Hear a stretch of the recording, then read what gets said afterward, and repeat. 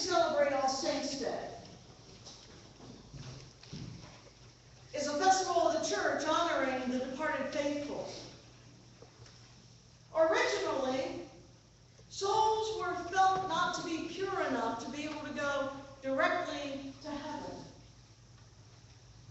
And so it was believed that the prayers of the faithful, those who still went on, needed to continue to lift prayers on behalf of the one who had passed on, so that they might enter into heaven.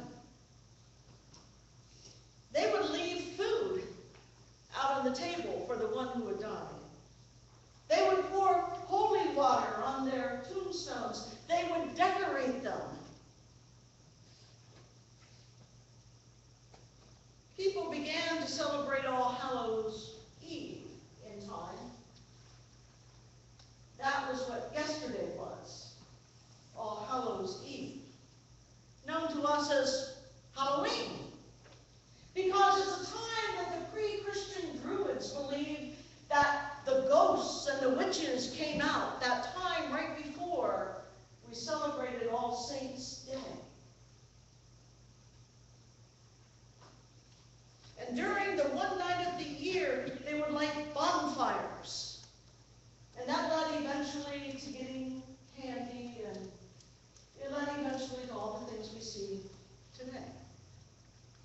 I saw all the trick-or-treaters out last night as I came to go to the band show, walking up and down the streets in their costumes. Today in the church, All Saints' Day has come to be a day when we remember those who have died in the past year. And that's what we're here to do this morning. Death hurts, doesn't it? It can leave you feeling very alone. It can make you feel angry. It can be a relief, a release. And we can sometimes feel guilt for feeling relieved that our loved one has been released from their pain. I understand most of those feelings, having experienced the death of my father at a fairly young age. He was killed in a farming accident on the 70-acre farm that we lived on. I had been working with him that night out in the garage when he said, "Go in and go to bed." So I listened, as I usually did. No. And when he didn't come in, Mom went out to find him and found him crushed by the car he had been working on. I was angry. I felt very alone because I worshipped my father. And I remember a friend of mine, I will never forget the gift she gave me when she called me up and she said, "Would you like to come over to my house and get away for a little bit?" And I said, "Yes, I'd like to come over." But not only did she invite me over to her house, she invited over another friend, an only child who had lost both her father and her mother, and was left with a stepfather and several grown stepsisters. And I'll never forget Linda walking with me down by the river where we used to live and saying, "You know, Eva, it's okay to be angry." And that was the best gift she could have ever given me, because I wrote a letter to God that was full of anger, full of being alone, full of saying, why?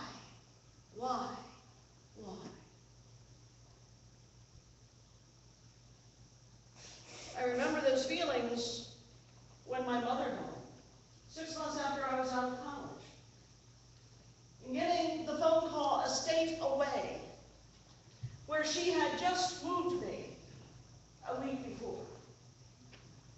Mom had a number of health problems and she was very sick, but when she found out that I had gotten the job that I had really wanted in Indiana, she said, "I'm going with you to move," as mothers do.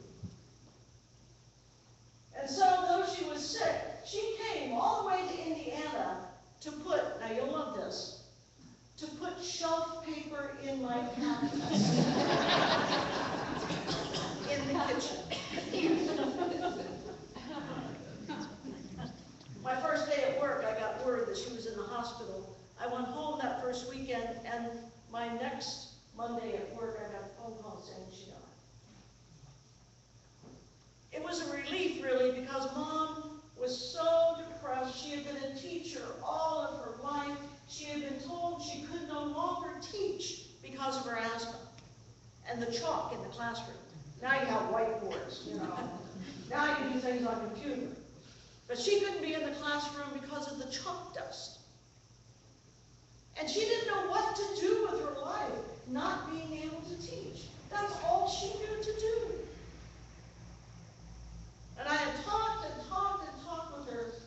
This is part of my ending up in the ministry. That's a different story for a different day. And she finally wrote me a postcard that I didn't get until the day after I returned from her funeral. I get a postcard in the mail from my mother, who is no longer living, because one of the nurses found it when everything broke loose and just stuck it in the mail. And it said, "Eva, I understand what you've been trying to tell me. I do have things I can offer, and I'm ready to make some changes now. But those changes would have been so hard for her. And it was a release and a relief that she didn't have to face those changes."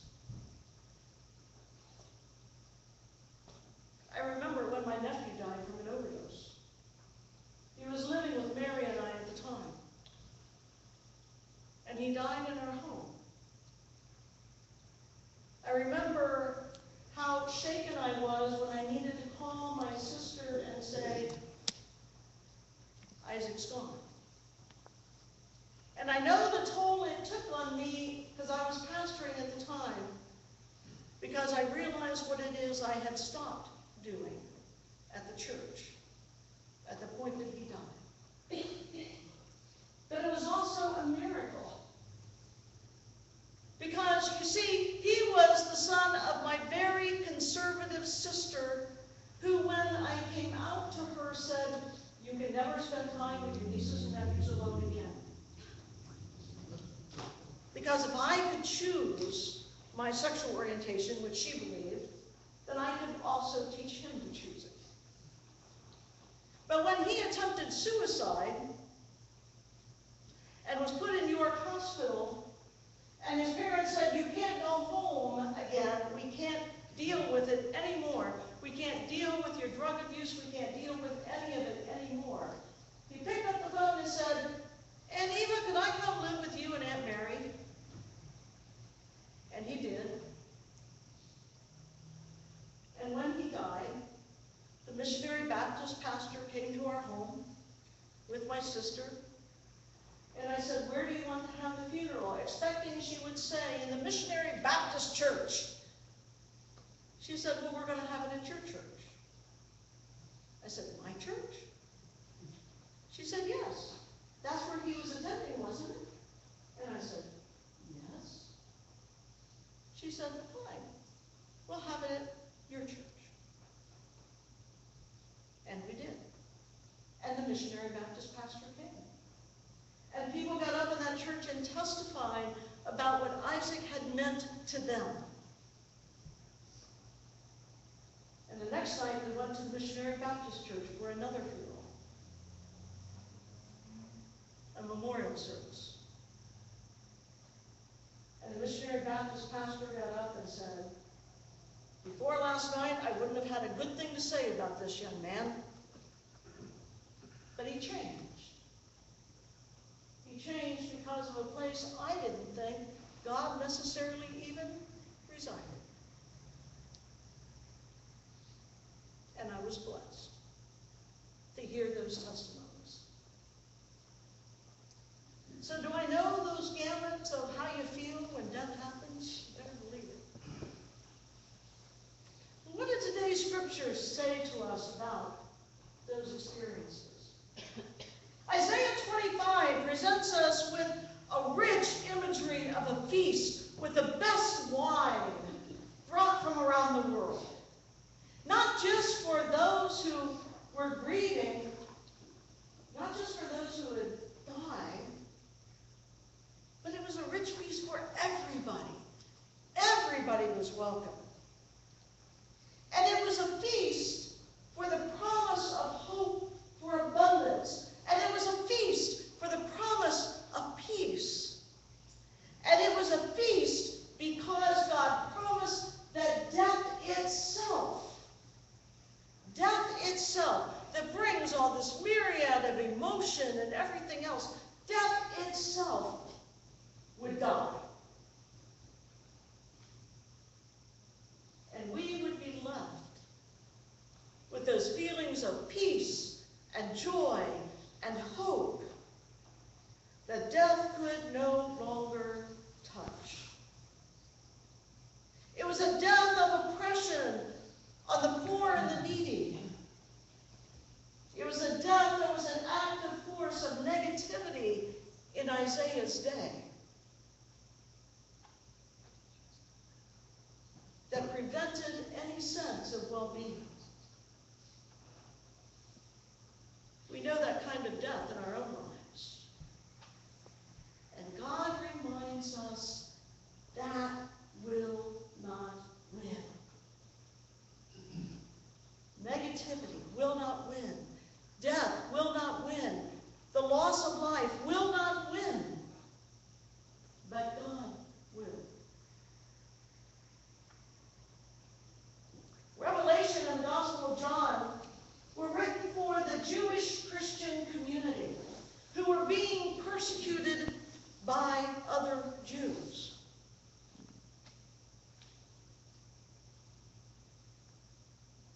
John is telling his Jewish Christian brothers and sisters, persecution is not going to have the last say.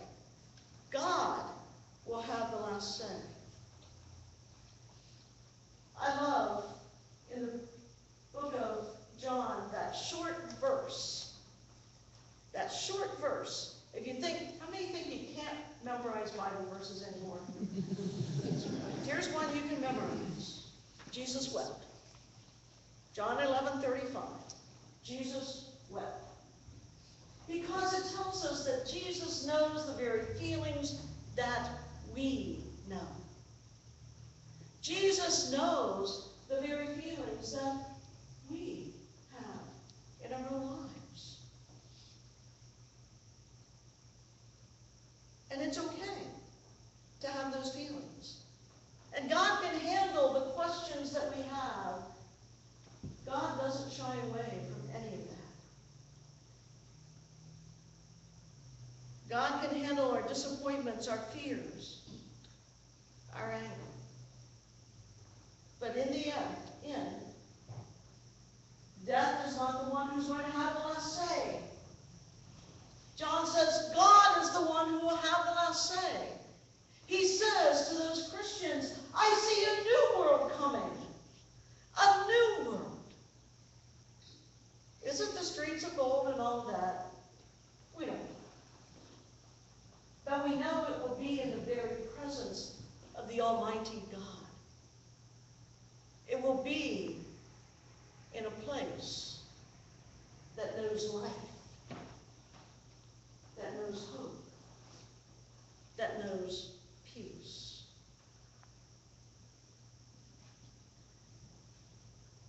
That's true beyond physical death.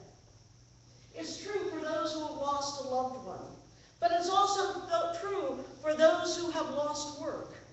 It's also true for those who have lost relationships from abuse or betrayal. It's also true for those who are fighting addictions. It's also true for those who are struggling with depression. Those places where we find no hope are only temporary. For God will have the final say. And that say is life, and it's hope, and it's a new world.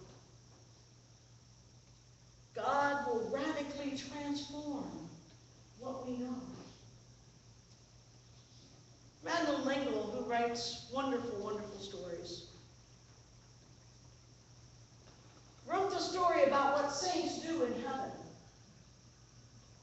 I want to leave you with this thought this morning. There's a story of a good man who dies and goes to heaven. And he is welcomed at the pearly gates, which are thrown open for him to enter. He goes through them in a daze of bliss because it's everything he has been taught. Golden streets, milk and alabaster and honey and golden harps. He wanders the streets lost in happiness until after a while he realizes that he is all alone. He hasn't seen anybody at all. He walks and walks, and he sees nobody. So he goes back to the gates and he asks, Peter? Peter says, yes, my son? Is this really heaven? Oh, yes, my son. Don't you like it? Oh, it's wonderful. But where is everybody? Where are the prophets? Where's the Holy Family? Where are the saints? Peter looked down at him kindly. Oh, them? They're all down in hell, ministering to the damned.